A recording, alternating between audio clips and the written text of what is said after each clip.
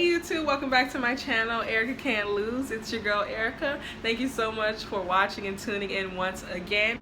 Today's video was inspired by a question I received on my last video by a viewer. Her name is Sherry, and that question is, why in the world did all of these problems I'm having with my house get caught during the inspection phase, right? Very good question, so I hope you stay tuned for the answer.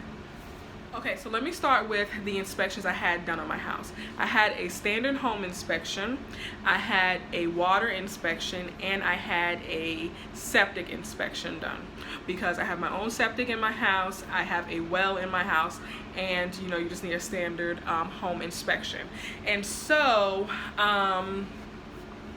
as far as the AC and the plumbing goes, both of those things were addressed during the home inspection, and they kind of failed, right? So the first time the air failed, the inspection, and there was like leaking underneath some of the sinks, that failed, and the water pressure was low, and it was noted that the toilets were not flushing properly. So those things were actually caught on my inspections, and so we went back to the sellers, let them know, you know, these were lender required repairs. So in order for the bank to sign off on the loan, they had to be fixed before they could sell me the house. So we went back to the sellers, told them they had two options. They could either fix the issues or give us the money and we would fix them. Of course, they chose to fix them because I'm sure they saved themselves some money. So they fixed the problems, and then I had the house re-inspected, which cost me almost another $100, and those items actually passed. So, I mean, in my opinion, you know, I think the inspector probably did like a half-tailed job, you know what I mean? Because I just, for everything that was wrong with the AC, I just don't see how it could have been working and passed the second round of inspections. But you know, that's just speculation. Who knows? Maybe they jimmied it and it did work for a little while and it passed, and then it, you know, just fell apart again. Mind you, I closed in April. I didn't move in until 2 months later. So I don't know if that had anything to do with it, not using it on a regular basis. But even when I would come in throughout like the end of April, throughout May, because you know, I would stop in the house and just check on things and see how it was going. Plus I was in and out because of the water and stuff. So it just, the AC never worked. So you know, and from everything they're telling me is wrong with the AC, I don't know how it passed the second round of inspections. Now, during the home inspection, I'm not really sure what exactly they check for the AC system. I don't know if they just turn it on to like make sure it's running and they can hear it, or if they're actually checking it for coolness. I would assume they need to check it to make sure it's getting cold, but I don't really know. Either way, it passed the second round of inspection, and yet when I moved in, it wasn't working. Now, as far as the water goes, I did have a water inspection done before I moved in, and they gave me a report of all of the things that were like found in the water, and I knew one thing that was pretty high. I knew that the iron in the water was pretty high, right? But no one kind of told me, well, when I asked the water inspection company, you know, they were letting me know that it wasn't toxic or anything like that. It just was anesthetic, like it would turn all of the appliances and everything orange. Like I showed you guys pictures before, like the inside of my tub, that was from having too much iron in the water. Now mind you, obviously during the walkthrough and during the inspections, none of the appliances were that color. That came from just using the water, and then, you know, I guess using it, then you could see the color start to build up. So the water was inspected. I did know it had a high amount of iron in the water. I didn't know it was going to turn everything orange.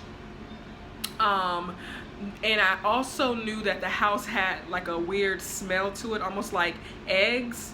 And the home inspector told me that was pretty normal and that it should go away with time just from using the water.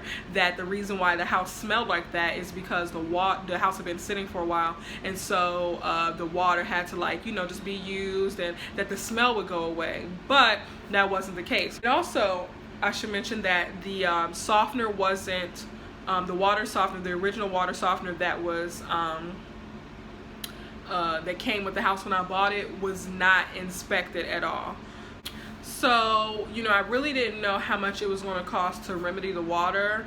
If I hadn't known that, I might have thought twice about buying the home. So one thing that, you know, I was talking to my brother, whatever, he was telling me, like, I should sell this house as soon as possible. It's a money pit, get from out of this loan. It's just costing me way too much money, this, that, and the third. And for a hot second, you know, I panicked and I did think about that. But then I was thinking, even if I wanted to get out of this house and sell it, I'm going to have to fix the air anyway, right? No one's going to really buy the house with those water problems, I don't think. I don't know. And you know, if I'm just being honest with you, I like my house. Like, it's in a great area. I like my neighbors. It's close to the kids' schools, close to their daycare.